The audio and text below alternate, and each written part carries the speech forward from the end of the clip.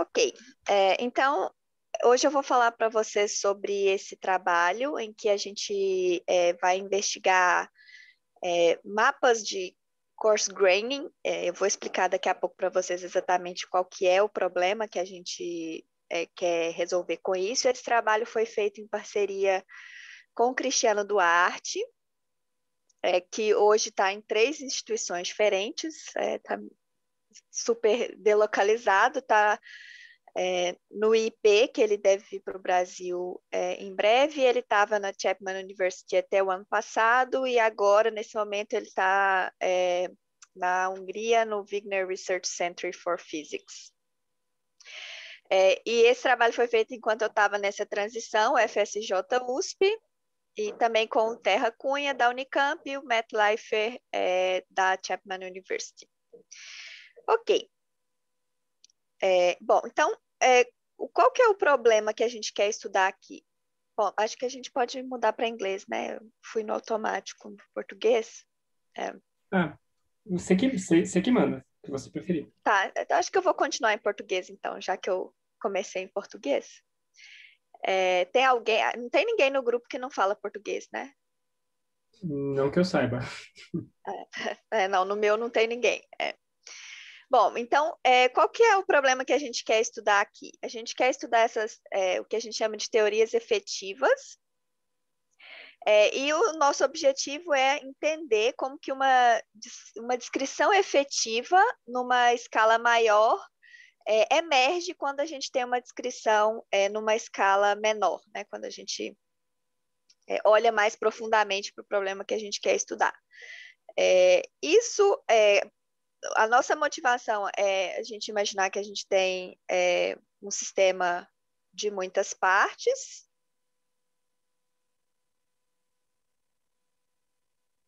mas por algum motivo eu não consigo acessar essas partes individualmente. Então, ao invés de descrever cada um ou acessar cada um desses sistemas aqui individualmente, eu vou descrever, ter uma descrição efetiva de um conjunto desses sistemas, né? Então, eu vou ter um mapa que vai levar esses 4 sistemas em um sistema grandão, mas a minha descrição não vai ser completa. Eu vou perder informação quando eu fizer essa descrição efetiva, tá?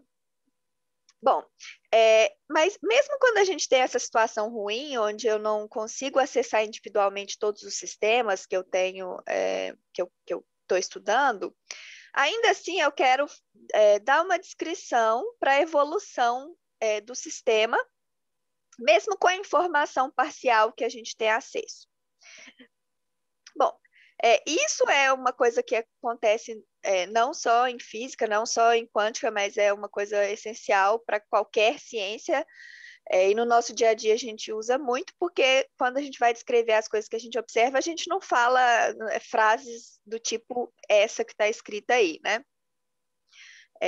A gente dá uma descrição efetiva, por exemplo, falando frases desse tipo aqui. Então, se a gente está num jogo de sinuca, por exemplo, você pode descrever né, os sistemas de interesse que são as bolas, né, no jogo, por cores. É uma descrição efetiva, mas é uma descrição efetiva muito útil e já é o suficiente para a gente descrever o que está acontecendo ali. Eu não preciso ir para uma descrição mais fina do que isso, porque vai ter mais informação que não é relevante para o que eu quero.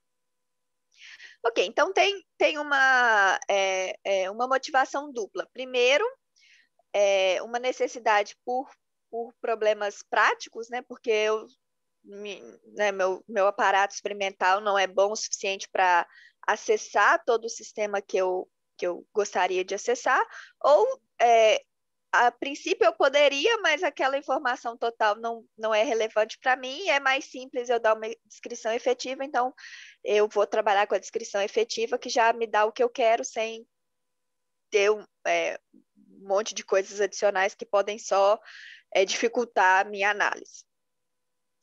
Ok, então nesse trabalho o nosso foco é bem matemático mesmo,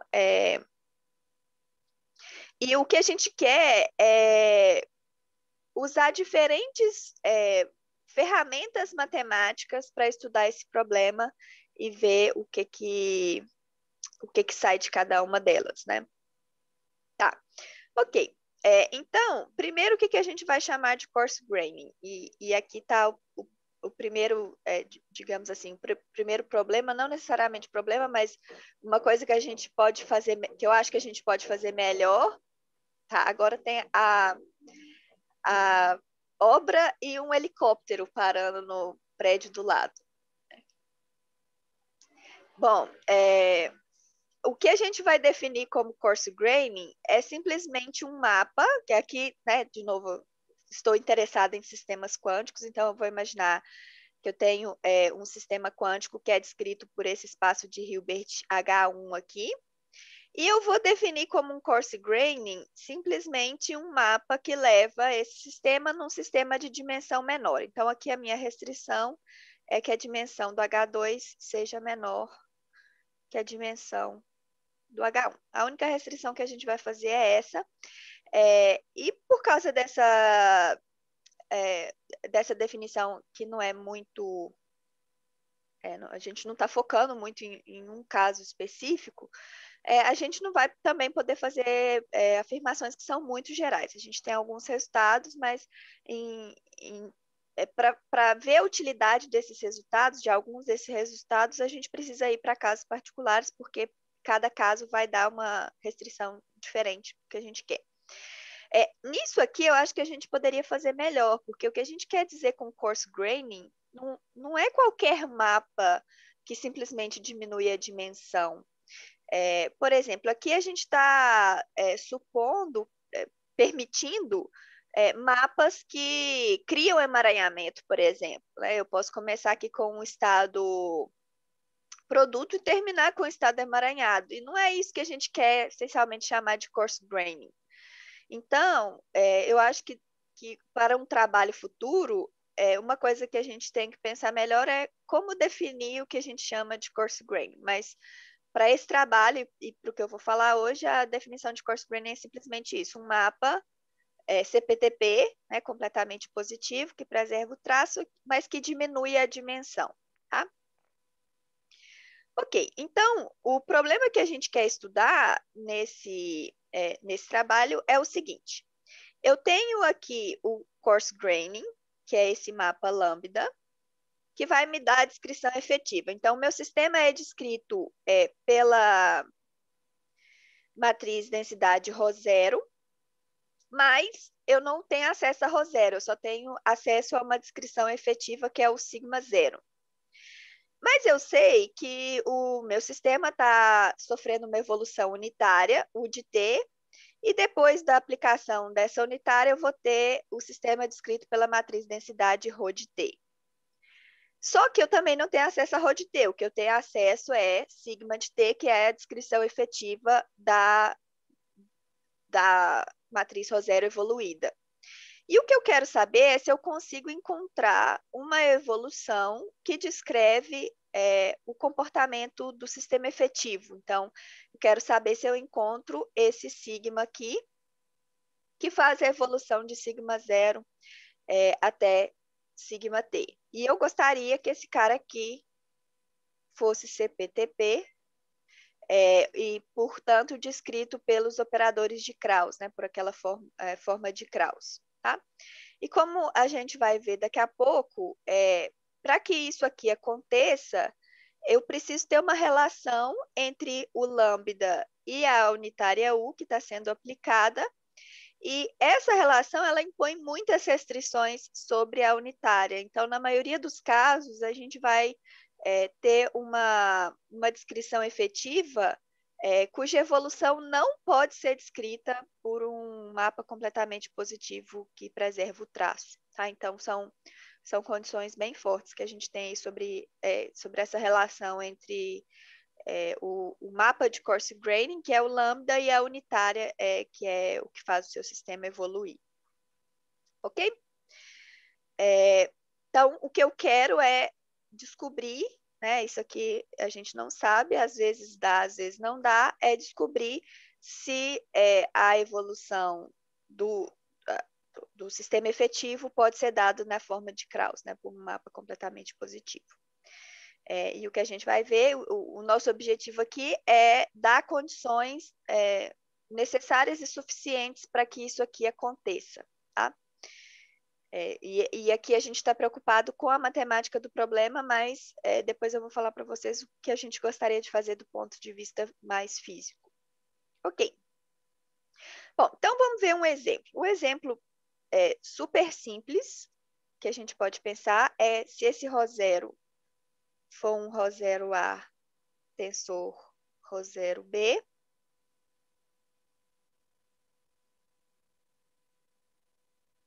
ops, tá. E esse lambda aqui for o traço em B, por exemplo. Então, esse sigma 0 vai ser o ρ0A. E aqui, se esse sistema está evoluindo para uma unitária, a gente já sabe que, no final das contas, eu tenho esse cara aqui, CPTP. Então, esse cara aqui existe, está bem definido, ele é um mapa completamente positivo, e a gente sabe escrever esse mapa a partir de quem é o ρ0 e da unitária U global, né?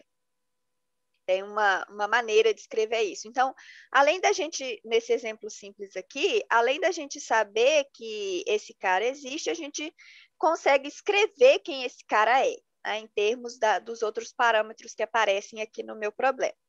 Então, esse é um caso em que a gente tem uma descrição efetiva, está perdendo informação de alguma forma, mas mesmo assim eu consigo escrever a evolução do sistema efetivo como um mapa completamente positivo. Bom, só que em outras situações a gente tem evoluções que não vão ser nem lineares. Então, imagina um outro exemplo em que a gente tem de novo o ρ0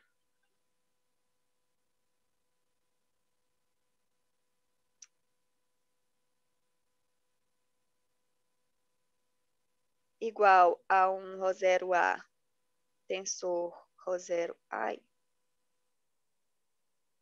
um ρ0B. E essa unitária aqui é o swap.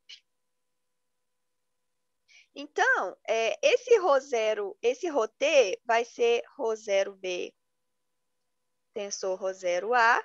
E se eu continuar usando aqui o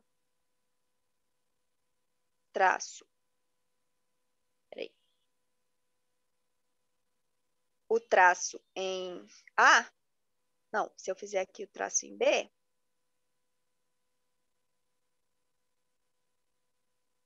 isso. Então, aqui eu tenho ρ0A, aqui eu tenho ρ0B, independente de quem seja o ρ0A.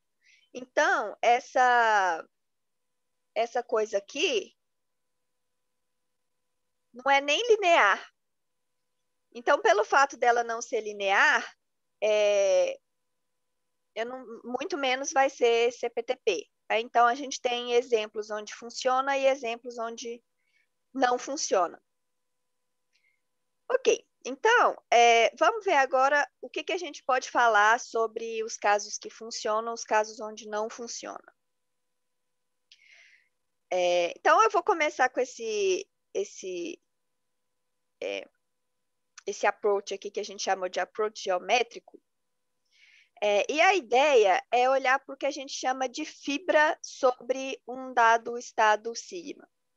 Então, eu vou olhar para todos os estados, né, do sistema original, que quando eu olho para a descrição efetiva, dão o mesmo estado sigma. Isso é o que a gente chama de fibra sobre esse estado sigma. E a condição que a gente tem, a primeira condição que a gente tem para aquele estado, para aquela descrição, a evolução efetiva está bem definida, é que o fato de que quando eu tenho duas matrizes que estão na mesma fibra, que é essa condição aqui, a unitária tem que preservar essa condição. Então, se ρ e ρ' são levados no mesmo estado efetivo, A unitária aplicada a rho e a unitária aplicada a rolinha também tem que levar ao mesmo estado efetivo. Então, essa condição aqui é a condição necessária e suficiente para que aquele mapa exista. Se ele existir, ele vai automaticamente ser linear e CPTP, todas essas coisas estão garantidas, desde que isso aqui seja satisfeito. Então, essencialmente, que a gente vai explorar essa relação para caracterizar de várias maneiras diferentes os casos onde aquela dinâmica está bem definida. Ok.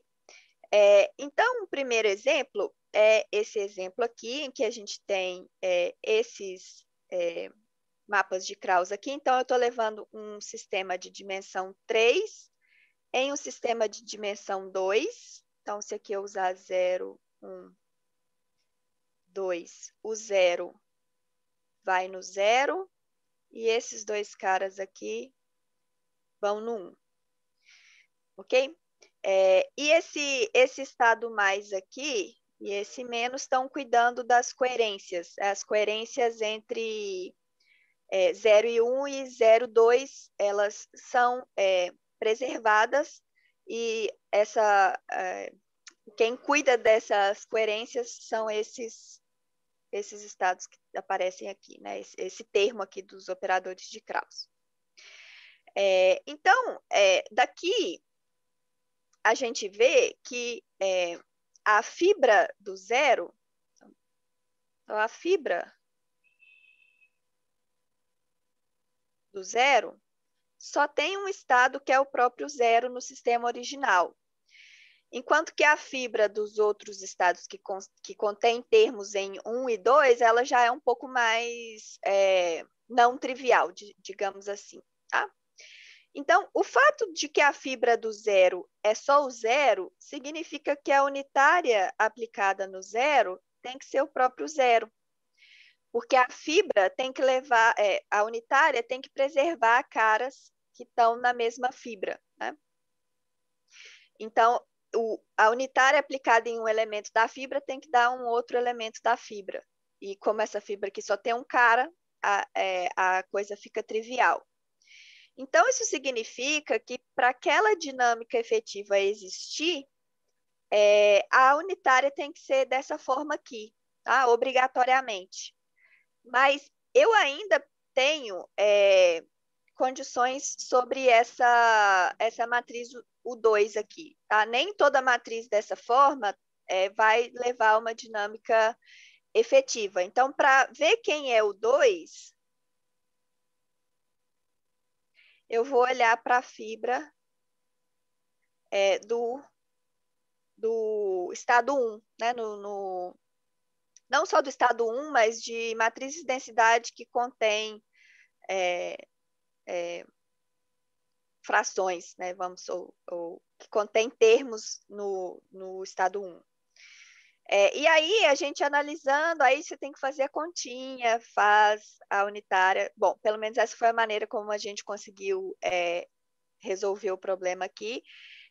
Faz a unitária aplicada na matriz de densidade, vê o que dá no final e vai vendo quais são as condições sobre os parâmetros para que a coisa funcione, né? Para que aquela dinâmica esteja bem definida. Então, esse trabalho aqui foi essa parte aqui foi bem mão na massa mesmo. Né? Não vou repetir aqui, são umas continhas que são fáceis, mas são um pouco chatas.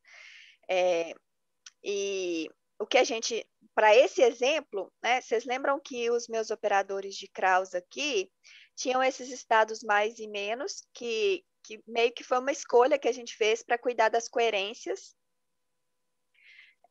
E o que a gente chega no final é que essa matriz U2 aqui, para que aquela dinâmica efetiva esteja bem definida, ela precisa ser uma matriz unitária tal que o mais e menos sejam autovetores. Então, isso restringe muito quem é a matriz U. Né? Eu já sei como que ela né, em forma diagonalizada, a única coisa que pode mudar são os autovetores, que quando a gente tem uma matriz unitária nem tem tanta liberdade assim.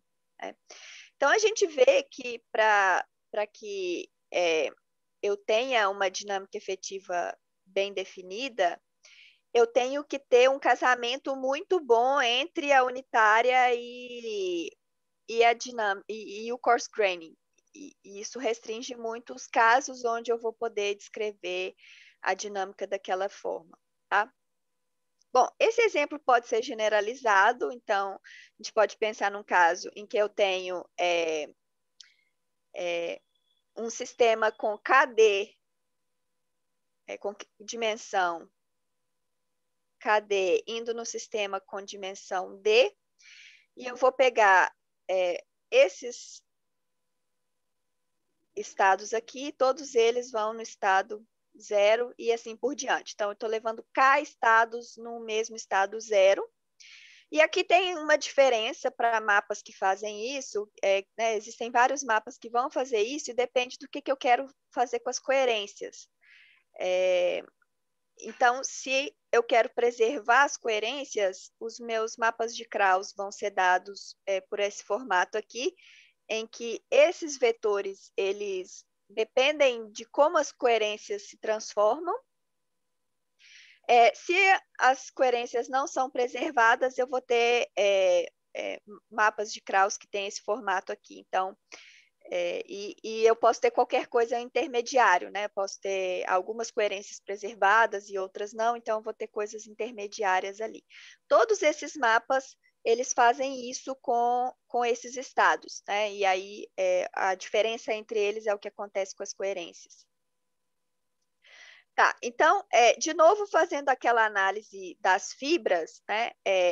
Olhando para a fibra de cada um desses estados aqui, a fibra do 0, por exemplo, contém matrizes de densidade cujo suporte está no subespaço gerado por esses vetores aqui.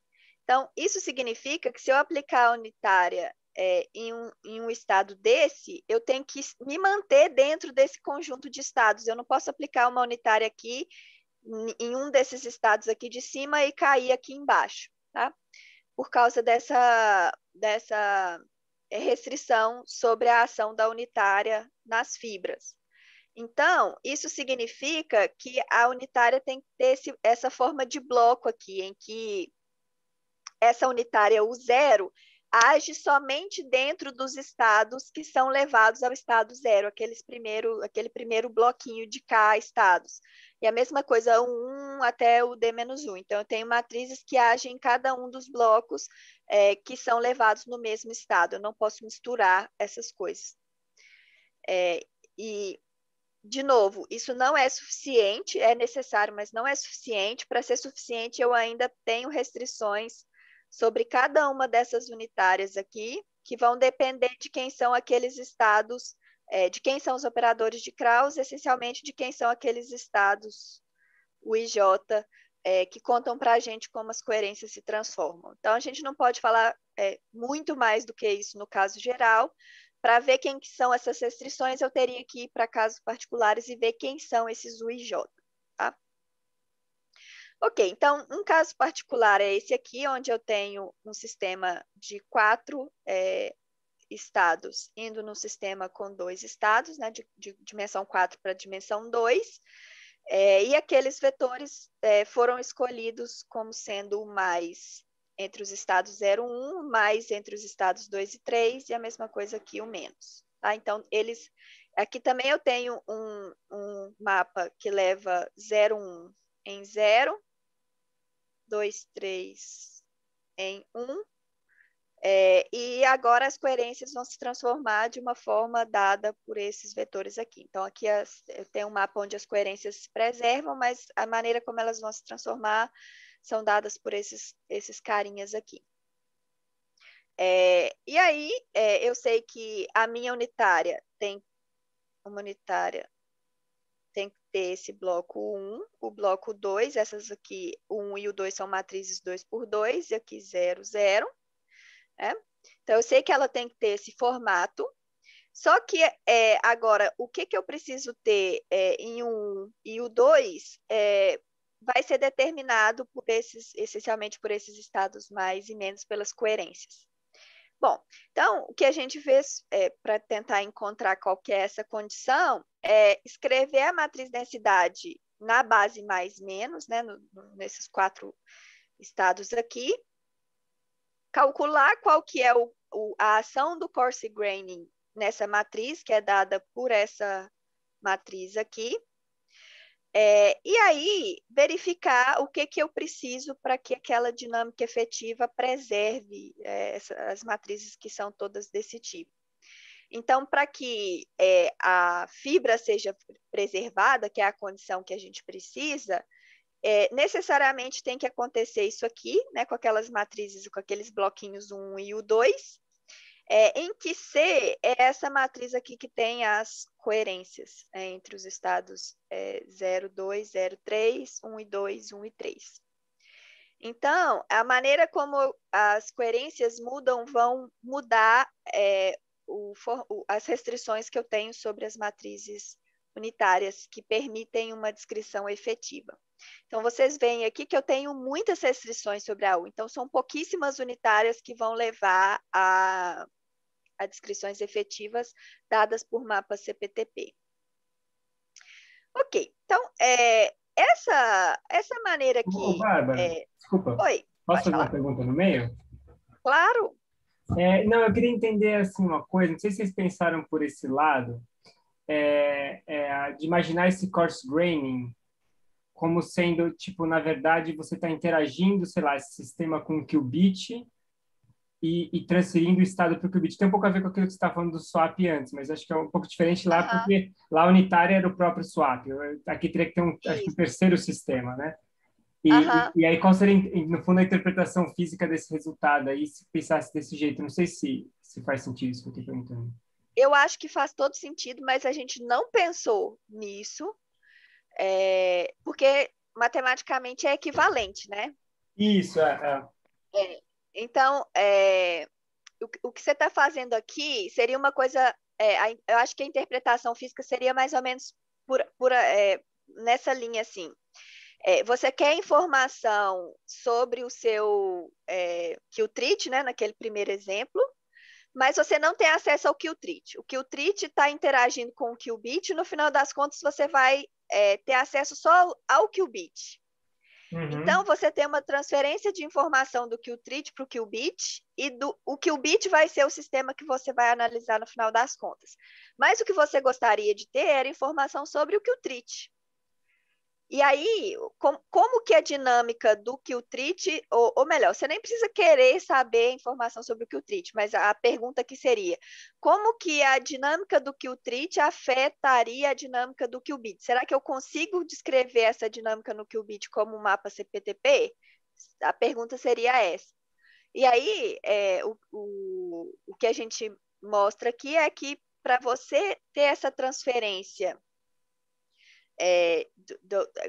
essa interação do Qtrit com o Qubit gerar no Qubit uma dinâmica que é CPTP, a, a interação entre o Qubit e o Qtrit e a unitária que faz a evolução do Qtrit, elas têm que ter uma relação, né, tem que ter um casamento ali, senão você não consegue descrever a dinâmica do qubit como sendo um mapa CPTP. Não, tá certo, faz todo sentido.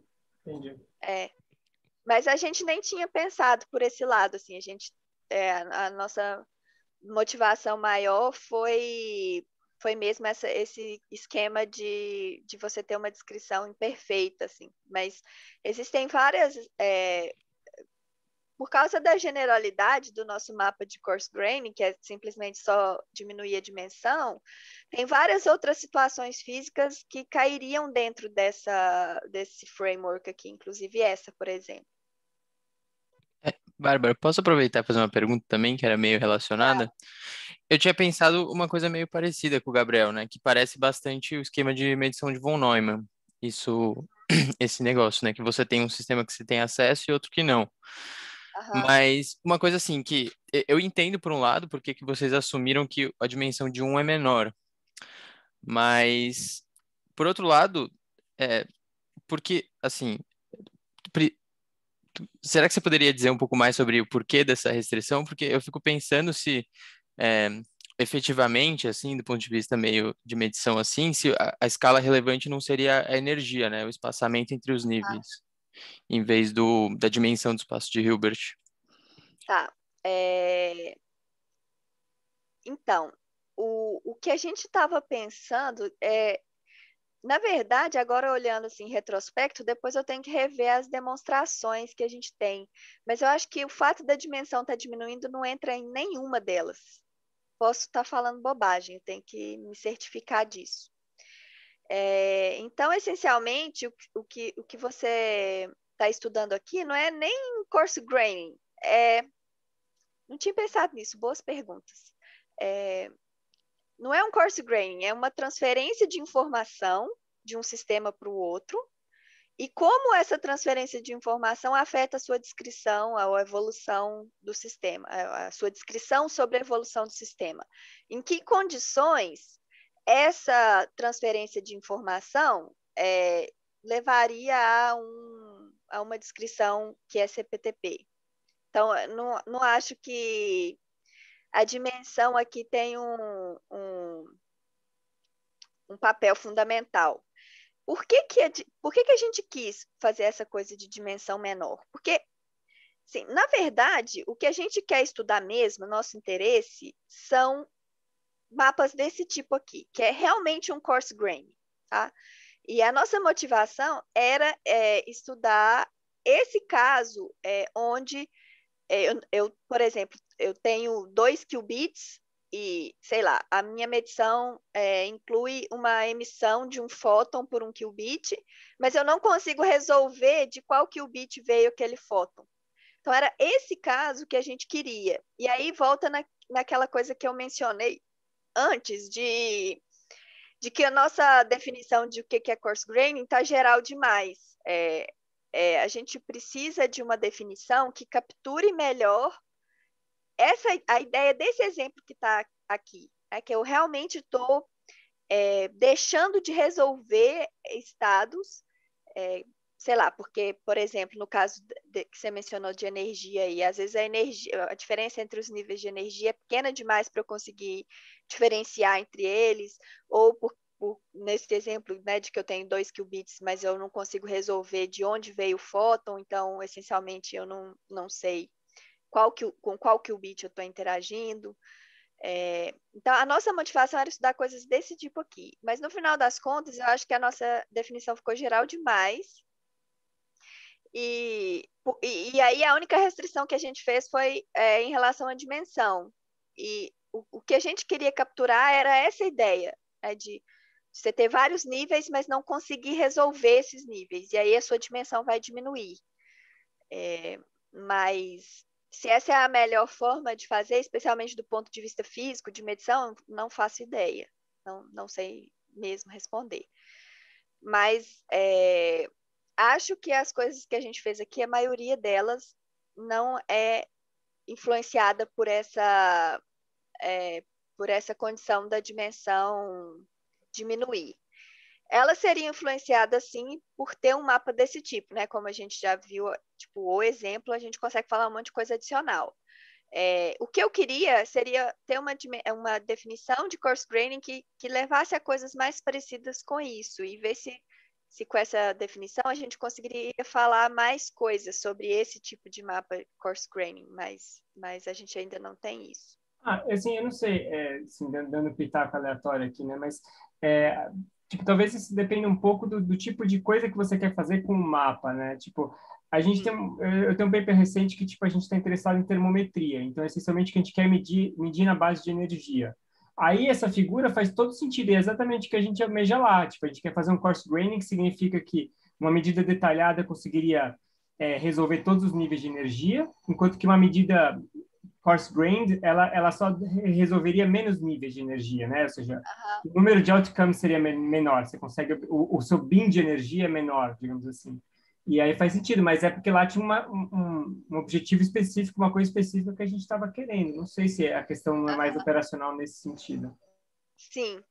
Então, eu acho que essas coisas aqui Ó, a gente foi super matemático, super geral, mas o interessante mesmo disso é você ver isso aplicado aos casos específicos, assim. Então, é por isso que eu acho que a gente nem sei se vale a pena ir muito além nessa busca por uma coisa super geralzona, porque eu acho que vai depender muito do que, de onde você está aplicando esses mapas, né? De que você vai fazer com esses mapas. Bom, depois eu vou dar uma olhadinha nesse trabalho aí, porque me interessa ver onde essas coisas podem ser aplicadas. Não, tranquilo, se quiser depois a gente discute sem problemas. Sim. É, valeu pelas perguntas aí. Eu não sei se eu respondi sua pergunta, Marcelo, mas Respondeu sim, era isso que eu queria saber mesmo, se dependia muito dessa hipótese, os resultados. eu acho que não, mas eu tenho que conferir. Bom, e eu não sei se eu estou sendo tipo um pouco, né, eu tô um pouco biased aqui, porque essa primeira parte foi a parte do paper que eu coloquei mais a mão na massa.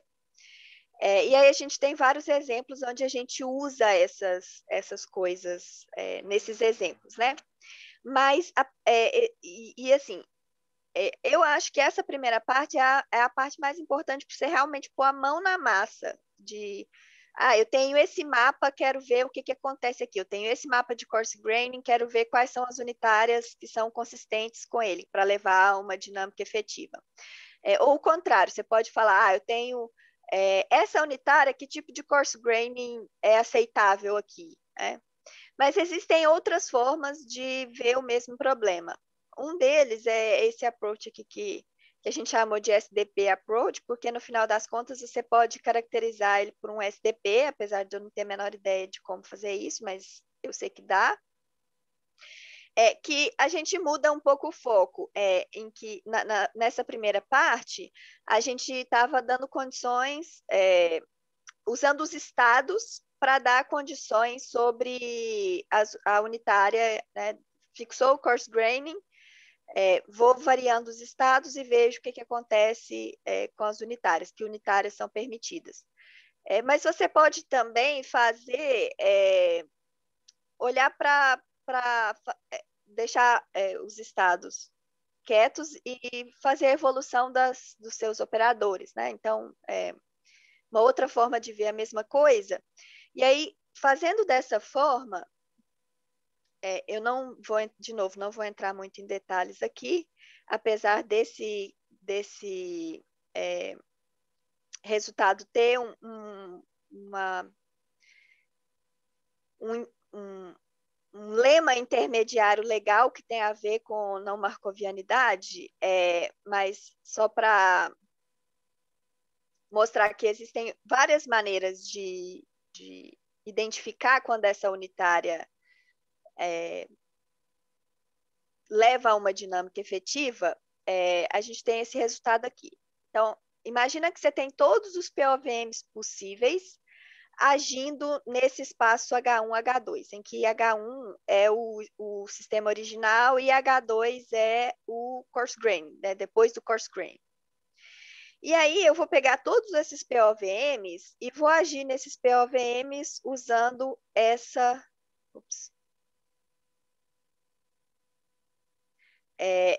coisa aqui, que é o meu mapa de coarse graining tensor identidade. Tá? Então, eu estou saindo de POVMs que agem em H1 tensor H2 e estou indo para POVMs que agem em H2 tensor H2, duas cópias de H2. E aí, o que a gente mostra é que para eu ter uma dinâmica efetiva, ao agir nesse conjunto de POVMs com essa operação aqui, que é dada pela unitária, necessariamente eu tenho que cair dentro desse próprio PI aqui, ok? Então, o que a gente mostra é, né, uma outra condição Bárbara, que... desculpa, Oi. rapidinho, eu só viajei. O lambda aí é o mapa, né? Então, o que é o lambda Dagger? operador adjunto? É o adjunto, é o adjunto. Ah, tá, é o operador adjunto. É, né, de baixo o U aqui, o U não é a unitária em si, é a evolução unitária. Então é U alguma coisa U Isso, dagger, é isso? isso. Tá. Aí aqui só tem essa identidade que tá agindo porque aqui eu estou fazendo o produto tensorial, né? Então, é mais ou menos quando porque a gente aqui quer que o negócio seja CPTP, então é uma ideia mais ou menos parecida com isso, em que surge esse produto tensorial. E aqui a vantagem é que todos esses conjuntos de POVMs podem ser caracterizados por SDP. Então, por isso que esse resultado é bom, porque por exemplo, aqueles exemplos lá, todos eles eu fiz os cálculos na mão, né? Dá para fazer, mas se você vai para sistemas muito grandes, você vai ficar com coisas que você não dá para fazer na mão. E aí, esse resultado pode ser melhor porque ele é essencialmente equivalente, mas ele te permite essa formulação em termos de SDP. Ok, então essencialmente o que eu quero aqui, né, de novo, é esse casamento entre a unitária U e o coarse graining. Então, a U preserva a estrutura daquele conjunto de POVMs que a gente obtém olhando para o coarse graining nos POVMs que agem nesse espaço H1 tensor H2. Então, eu tenho de novo essa ligação entre a U e o coarse graining. Ok. E depois a gente tem ainda uma terceira caracterização desses caras, que é em termos de uma unitária. Se eu tenho esse mapa aqui, que é a evolução efetiva com operadores de Krauss KI,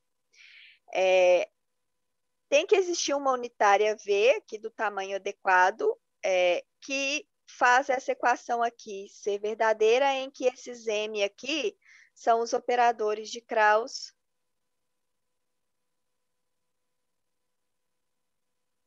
do mapa efetivo. Então, de novo, eu tenho essa ligação entre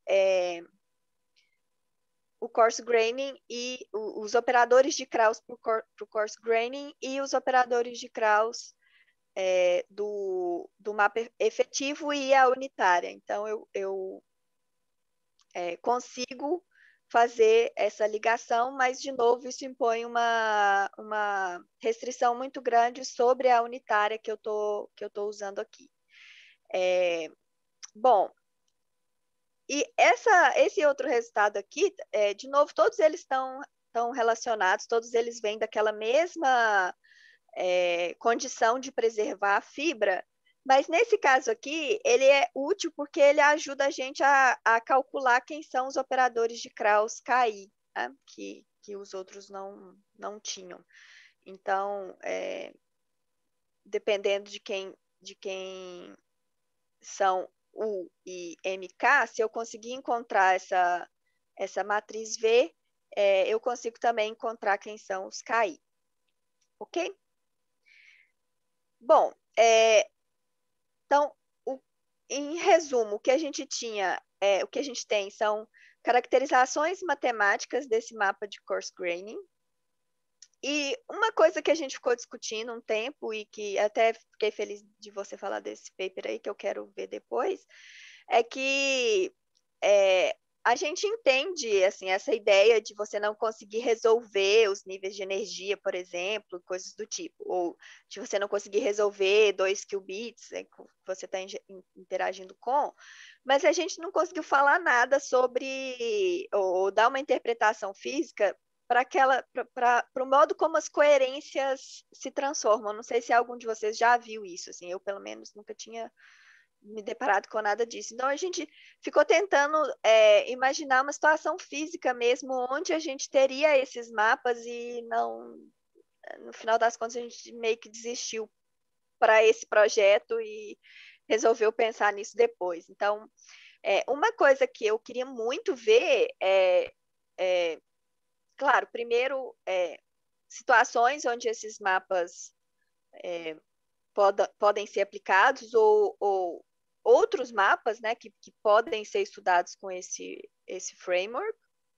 de coisas físicas mesmo, né? Que façam sentido físico ou até melhor que tenham uma descrição experimental, sei lá, uma coisa assim. Outra coisa que a gente queria fazer, que era até estava relacionado com o projeto inicial do Léo, que depois mudou completamente, mas que era a ideia inicial do projeto dele, é como que correlações quânticas são preservadas, ou se é possível preservar correlações quânticas quando você tem esse tipo de mapa, em que condições você tendo correlações quânticas no sistema original, você vai observar essas correlações no sistema efetivo. E aí essas correlações podem ser quaisquer, né? Mareamento, steering, não localidade. E se a gente pode aplicar isso, por exemplo, para computação quântica baseada em medida, né? Será que um sistema que é útil para computação quântica baseada em medida, se você aplica um mapa de coarse graining desse tipo, será que você ainda consegue coisas, um sistema que seja útil de alguma forma, mesmo que não com o poder total que o sistema anterior tinha? Então, nesse trabalho a gente focou bem na parte matemática mesmo, e eu acho que os próximos passos é a gente entender situações físicas onde a gente pode aplicar esse formalismo que a gente derivou aqui. Ok? Bom, acho que era isso que eu queria contar para vocês hoje, e se alguém tiver mais perguntas... Oi, Bárbara. Oi, Nain. Beleza? Então, eu não sei se o Gabriel concorda, mas eu acho que, tipo, sobre uma parte de implementação física que também talvez tenha a ver com correlações quânticas, acho que tem a ver com o que eu e o Gabriel estão fazendo, talvez. Uhum. Né?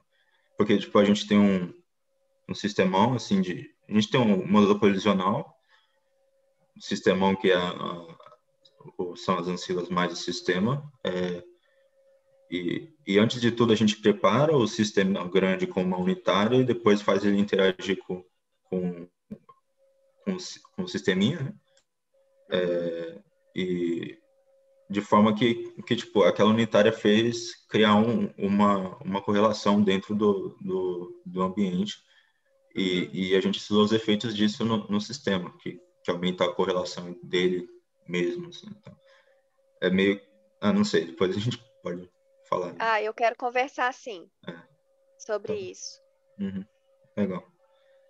Eu acho que, só dando pitaco assim, né, Uhum. eu entendi o que você quis dizer, ou seja, é porque o que a gente tem lá é um sistema de N corpos emaranhados, e aí eles Isso. interagem com um sisteminha extra. E no fundo, a pergunta que a gente está fazendo é como é que esse emaranhamento desses N corpos acaba afetando o estado do sisteminha, né?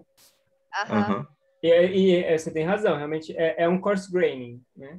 Aham. Uhum. De uma certa forma. É uma interpretação no sentido daquela pergunta que você fez inicial, né?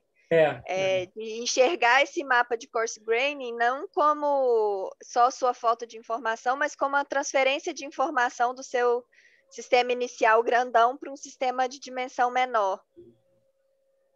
Exatamente. Exatamente. Legal. Legal. Depois eu quero conversar mais sobre isso, sim. Fechou. Beleza. Mais perguntas, pessoal? Eu queria Falei. fazer um comentário. Não, pode falar, Marta. Oi, desculpa. Sim. Quer falar, Casey? Pode falar, depois eu falo. Ok. Eu só queria, não sei, talvez deixar como sugestão, não sei se vocês já consideraram isso, mas eu fiquei curioso da relação disso com... Desculpa, vocês estão me ouvindo? Estamos. Aham. Tá. Com relação Quem tá disso... falando, eu não tô vendo. Rodolfo. Eu tô... Porque tá meio escuro aqui. Eu não liguei a câmera. Mas a relação disso com o maquinário de teorias efetivas de campo, né, effective field theories, que Não o olhamos pessoal, nada. o pessoal que usa bastante isso em TQC, né, e particularmente no estudo, sei lá, tipo, do modelo padrão e tal, e que usam, tipo, um grupo de renormalização e tal, que, assim, de certa maneira, eu não sei, né, se pode ser chamado muito de um coarse graining, mas acho que sim.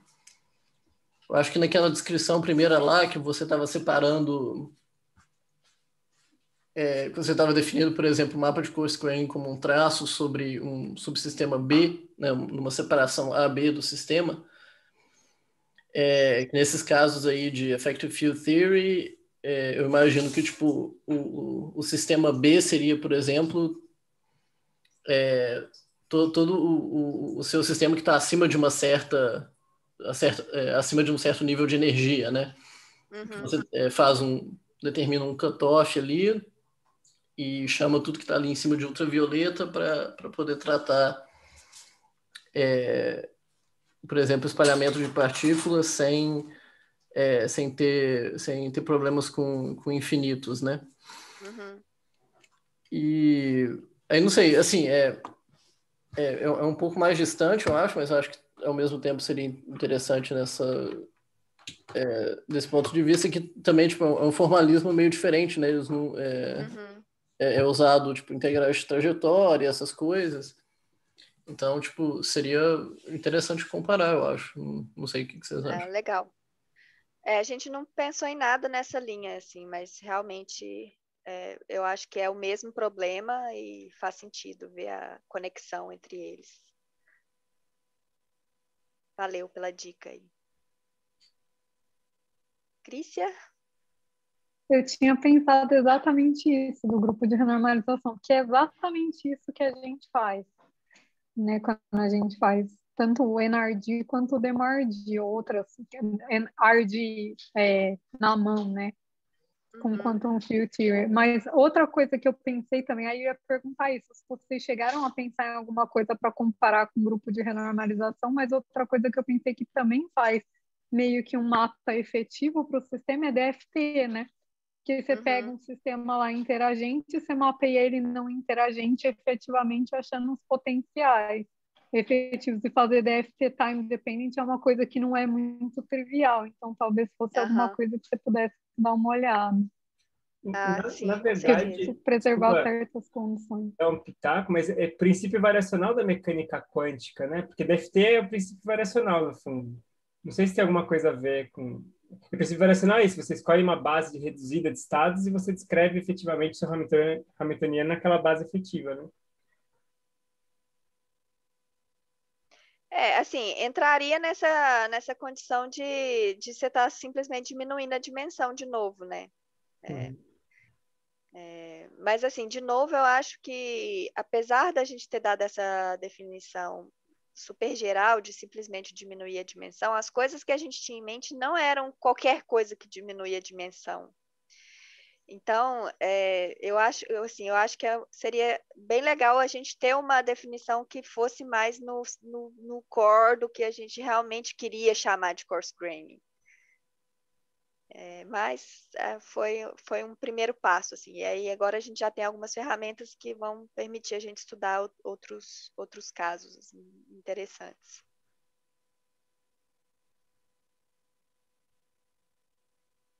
Acho que o Alisson está com a mão levantada.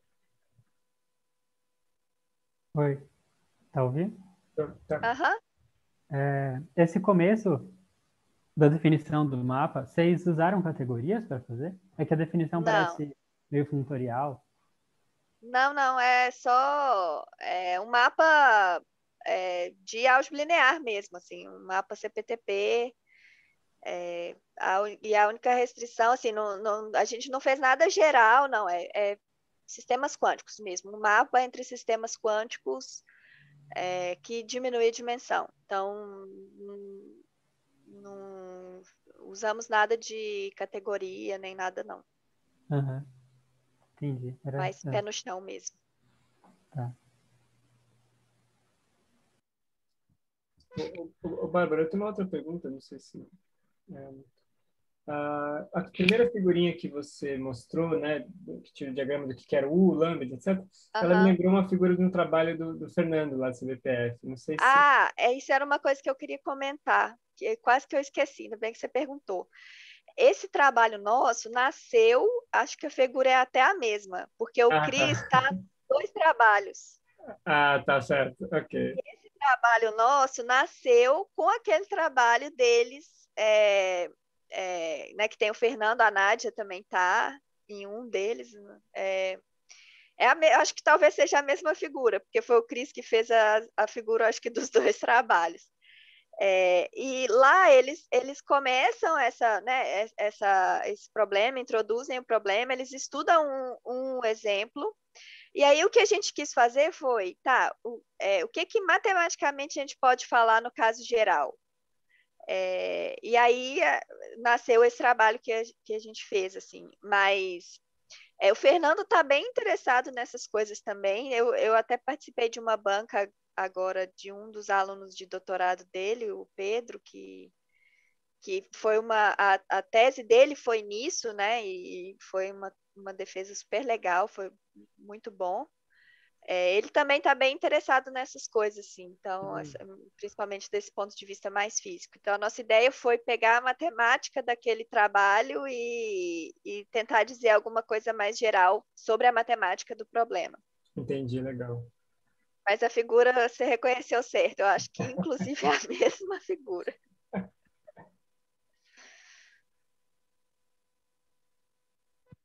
Marcelo. Então, um comentário e 2 perguntinhas. O comentário, assim, quando eu perguntei aquele negócio das escalas de energia, é exatamente nessa conexão de grupo de renormalização que eu estava pensando, né? Porque o que eles fazem lá, eles deixam fixo o tamanho do espaço de Hilbert, mas eles veem o que acontece quando você muda a escala de energia, né? E acho que, no fundo, a pergunta é se não dá na mesma, né? No Eu fim não das contas. sei, eu não entendo É, absolutamente nada de grupos de não, só renormalização, brainstorming. então, mas, assim, se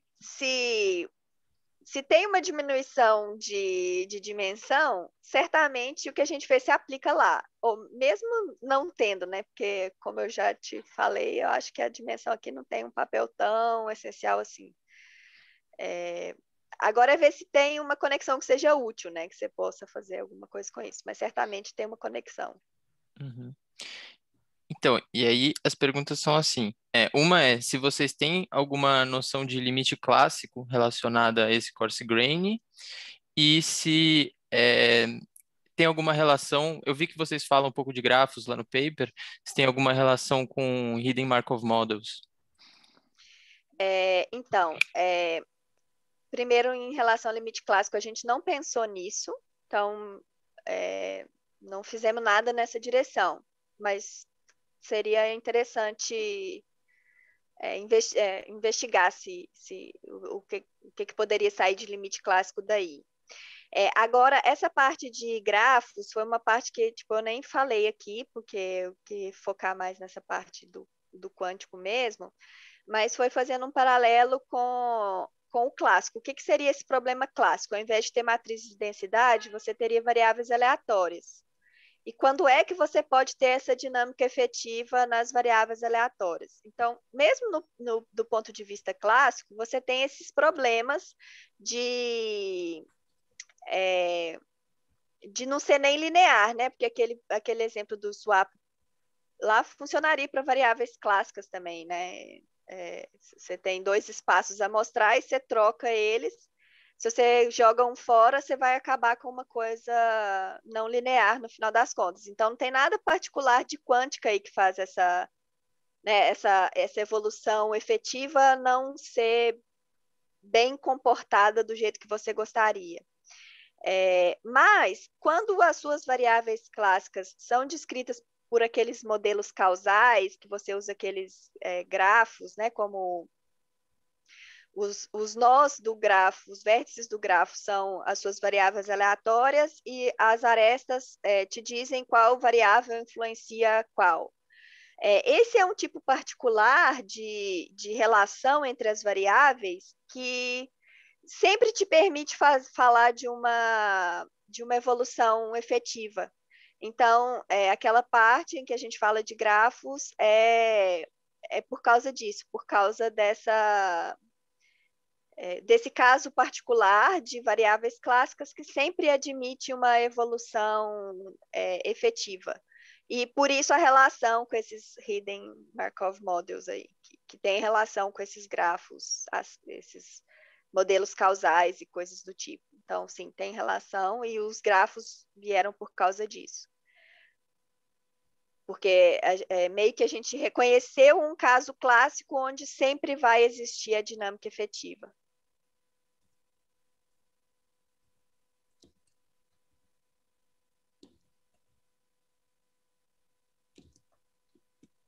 Alisson, você ainda Mais tá com a alguma? mão levantada ou é a mão passada? A mão passada que não foi abaixada. É isso, foi sem querer, esqueci de baixar. Bom, mais perguntas, pessoal?